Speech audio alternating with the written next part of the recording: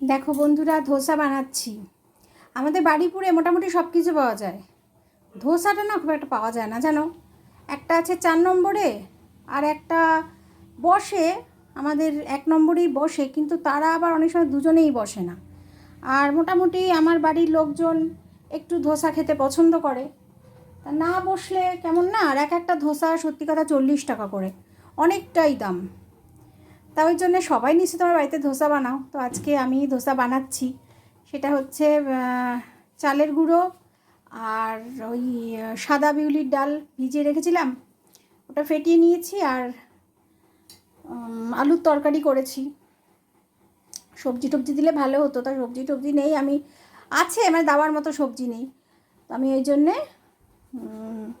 সর্ষে ফোড়ন দিয়ে আলুর তরকারি করে নিয়েছি। আর এটা হয়ে গেল ধোসা। এখন সবাই মিলে মজা করে খাওয়া যাবে।